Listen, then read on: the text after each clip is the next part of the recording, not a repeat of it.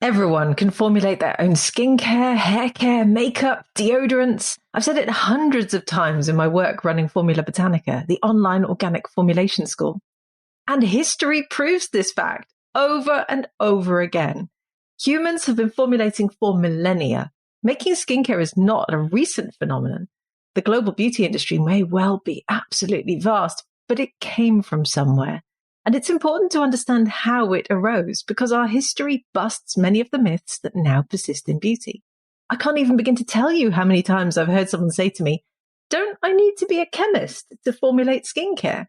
And all of that is completely understandable when you realize that for the last century, all of the beauty giants have bombarded us with ads showing chemists in lab coats. But actually, if we go further back in history, we see that formulation has been around for a very long time. Last week here on the Green Beauty Conversations podcast, I shared an interview with Professor Geoffrey Jones, Isidor Straus Professor of Business History at Harvard Business School, considered by many to be the leading business school in the world, and author of Beauty Imagined, a history of the global beauty industry. And Geoff and I explored the origins of the modern day beauty industry, which of course still heavily influences our beauty habits today. So I wanted to build on that interview and go back further to look at why history shows that everyone can formulate.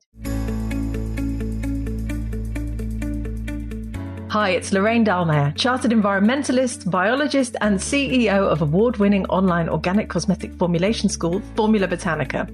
I host the Green Beauty Conversations podcast, and these are my Green Beauty opinions, in which I share my takeaways from the podcast interview that we released last week and talk to you about the way that we can make the green beauty sector a better place. If you want to be the first to hear all of my latest episodes, make sure you subscribe to this podcast. It's easy to imagine formulation being invented in a modern skincare lab. But the truth is that before the emergence of today's personal care giants such as L'Oreal, Unilever, Procter & Gamble, Elizabeth Arden, Helena Rubinstein, Estee Lauder, Johnson & Johnson, Coty, Shiseido, cosmetics were made on a very small scale, usually within our homes, our villages, and our local communities. Similar to cooking recipes, these formulations would have been handed down, but not always written down, from generation to generation. And it's absolutely fascinating when we do find beauty recipes that have been written down. Let's go back as far as we possibly can. The oldest known written formulation was discovered on a 5,000-year-old ancient Egyptian scroll and was titled, "How to Transform an Old Man into a Youth." Every time I say these words, I laugh because it just shows that our attempts to hold back the sands of time have been continuous throughout the ages. The formulation itself was analysed by an Egyptologist in the early 2000s and found to contain mandelic acid obtained from bitter almonds. He was so savvy that he later patented this knowledge and now runs a successful skincare line based around this discovery. And it wasn't just the Egyptians who were busy formulating. The Sumerians, the Assyrians, the Babylonians were also experts at using a range of plants that we commonly use in natural formulation today, in their unguents, their oils, ointments, poultices, powders, and more.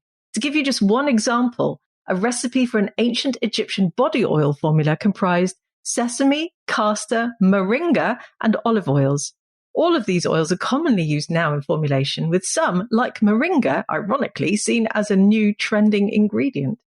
Moving on to later periods, archaeologists discovered a well-preserved Roman face cream dating back to 150 of the Common Era when they were excavating a site in London. It actually still had preserved fingerprints in it. And a scientific paper in the journal Nature then analysed the cream and found that it contained animal fats and starch and the mineral tin oxide. But they didn't just stop there. They then made the cream. They replicated it and formulated it for themselves. I love this. And in doing so, they found that it felt pleasant on the skin, and they were surprised to find that modern day cosmetics still use starch for the same purpose.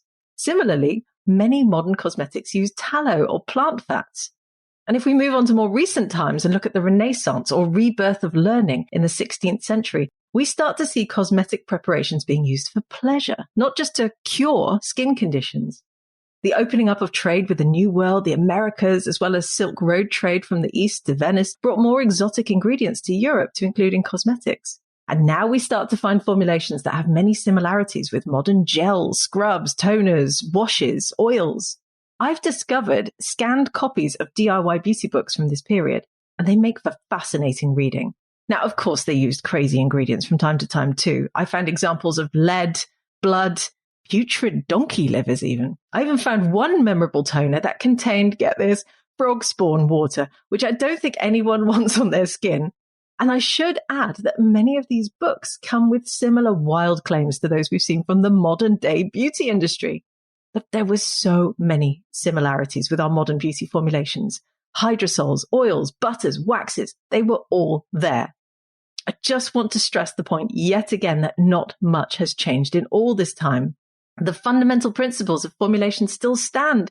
Emulsification, solubilization, gelling, warm blending, whipping, distillation, enfleurage, preservation. These are all techniques still used today by chemists, by chefs, and by home formulators. And now we arrive in the modern day beauty industry that arose in the late 1800s, which I explored in more detail with Professor Jones last week.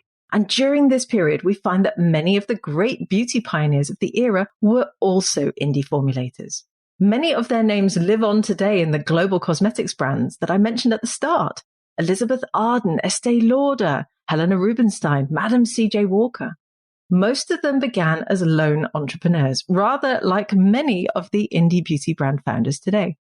So while we might all have been told repeatedly that formulation is exclusive to scientists, the indie beauty community has demonstrated that formulation is in fact a skill accessible to everyone, as tens of thousands of small brands have mushroomed out of nowhere in the last decade. And as we know, many of them have been very successful and created some very innovative products. Formula Botanica teaches people how to formulate. We are the leading formulation school in the world. And not only have we taught thousands of people through our formal paid training programs, but we've also taught over 500,000 people to formulate through our free courses and our free masterclasses. If you're listening to this podcast, then there's a good chance that you've formulated along with us at some point.